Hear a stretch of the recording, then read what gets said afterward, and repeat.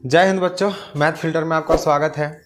पिछले वीडियो में हमने प्रश्नावली 8.1 का पहला प्रश्न को सॉल्व किया था और जो बच्चे उस वीडियो को नहीं देखे हैं नीचे डिस्क्रिप्शन बॉक्स में लिंक दे दिए हैं, उसे आप एक बार ज़रूर देखें। और आज के वीडियो में हम लेकर के आए हैं 10वीं कक्षा के प्रश्नावली 8.1 का दूसरा प्रश्न। चलिए उसे देखते हैं। लिखा हुआ है आकृति 8.13 में tan p minus cot r का मान ज्ञात कीजिए। ठीक है बच्चों, तो यहाँ पे देख लिए सबसे पहले दिया हुआ है कि tan p minus cot r। ठीक है, tan p ये इसका कहने का मतलब हुआ कि इस एंगल और इस एंगल को माइनस जब आप करेंगे तो आपको क्या मिलेगा, क्या प्राप्त होता है। तो सबसे पहले आप देख लीजिए कि यहाँ पे आपको लंब दिया हुआ है, लंब आपका दिया हुआ है और यहाँ पे कर्ण दिया हुआ है। आपको यहाँ पे आधार की कमी है तो आप आधार ज्ञात करेंगे। ठीक है बच्चों, तो आधार ज्ञात करने के लिए आप आधार का फॉर्मूला यहाँ पे रख दीजिए। आधार बराबर अंडर रूट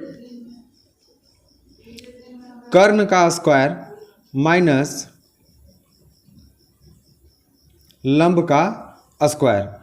जब आप यहाँ पे इसको सॉल्व करेंगे इसका वैल्यू रख करके, तो कर्ण आप देखेंगे कि आपके पास कर्ण 13 है, 13 का स्क्वायर माइनस लंब 12 है, 12 का स्क्वायर। 13 का स्क्वायर करेंगे 169 माइनस 12 का स्क्वायर करेंगे 144। और जब आप 169 में से 144 को घटाते हैं तो आपको यहाँ पे 25 मिल जाता है। और जब आप 25 को अंडर रूट से हटाएंगे, जब अंडर रूट से बाहर जब आप 25 को करेंगे तो आपको यहाँ मिल जाएगा 5 centimetre.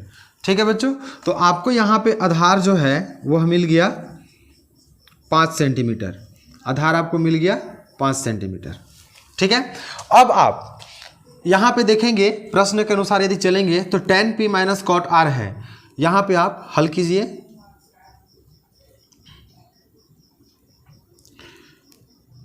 tan p minus cot r।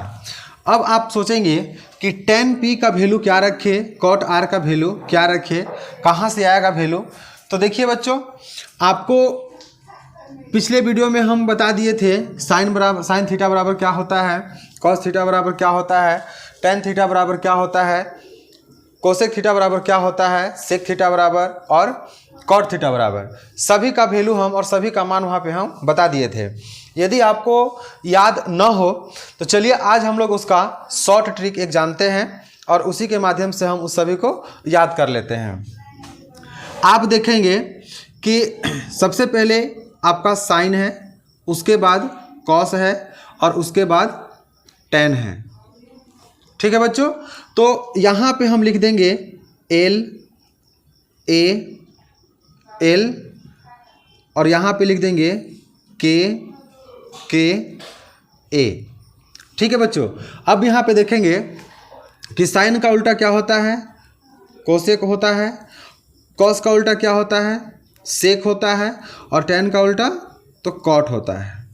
ठीक है बच्चों, अब इसके माध्यम से आप क्या जानेंगे, तो इसके माध्यम से आप जानेंगे यदि आपको साइन का वैल्यू पता करना है तो आप देखेंगे कि साइन यहाँ पे लिखा हुआ है, तो यहाँ पे एल कहने का मतलब हम शॉर्ट में ऐसे सिर्फ समझने के लिए लंब, एल से लंब।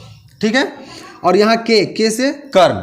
ठीक है बच्चों, जब एल से लंब और के से कर्ण सिर्फ समझने के लिए है, ऐसा नहीं कि एल से लंब होता है और के से कर्ण होता है। जी नहीं, क्योंकि आप जानते हैं लंब को इंग्लिश में परपेंडिकुलर कहते हैं, उसको पी से इंडिकेट करते हैं। लेकिन यहाँ पे सिर्फ हम समझने के लिए एल के और ए के और यहाँ पे एल ए कहने का मतलब है एल से लंब, ए से आधार, एल से लंब और यहाँ के से कर्ण, के से कर्ण और ए से आधार। ठीक है बच्चों, अब इसको कैसे जानेंगे, कैसे हम लोग याद करेंगे, तो साइन थीटा बराबर क्या होता है, तो लंब बटा कर्ण होता है। आप जानते हैं, पिछला वीडियो में आप देख सकते हैं लिखा हुआ है साइन थीटा बराबर क्या होता है, लंब बटा कर्ण। कॉस थीटा बराबर क्या होता है, तो आधार बटा कर्ण होता है। टेन थीटा बराबर क्या होता है, तो लंब बटा आधार होता है। अब इसी का जस्ट अपोजिट होता है कोसेक थीटा। कोसेक थीटा बराबर क्या होता है, तो कर्ण बटा लंब होता है। सेक थीटा बराबर क्या होता है, तो कर्ण बटा आधार होता है। कोट थीटा बराबर क्या होता है, तो आधार बटा लंब होता है। सिर्फ इसे समझने के लिए हम शॉर्ट में एल ए एल के ए लिखे हैं। ठीक है बच्चों, ऐसा नहीं आप सोचिएगा कि एल से लंब होता है और के से कर्ण होता है, नहीं। ठीक है, सिर्फ इसे समझने के लिए और इसे आसानी से जल्दी बनाने के लिए हम लोग इसका इस्तेमाल करेंगे। ठीक है बच्चों, तो यहाँ पे आप देखेंगे लिखा हुआ है क्वेश्चन में कि tan p माइनस में cot r। अब देखेंगे tan p, तो tan थीटा, थीटा की जगह पर क्या है, p है, यानी कि tan थीटा बराबर क्या होता है, तो tan थीटा बराबर होता है लंब बटा आधार।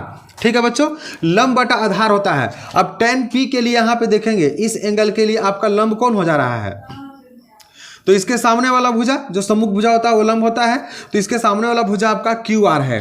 तो यहाँ पे लिखेंगे क्यू आर बटा में लंब बटा आधार। अब आधार देखेंगे तो इस एंगल का आधार कौन सा भुजा होगा। ठीक है बच्चों, एंगल पी के लिए कौन सा भुजा आधार होगा, तो इसका सम्मुख भुजा जो होता है वो हमारा आधार होता है, जो 90 डिग्री के साथ मिला हुआ रहता है, जुड़ा हुआ रहता है। तो आपका पी और क्यू जो है वह आपका हो गया आधार, यहाँ पे पी क्यू आपका आधार हो गया और माइनस।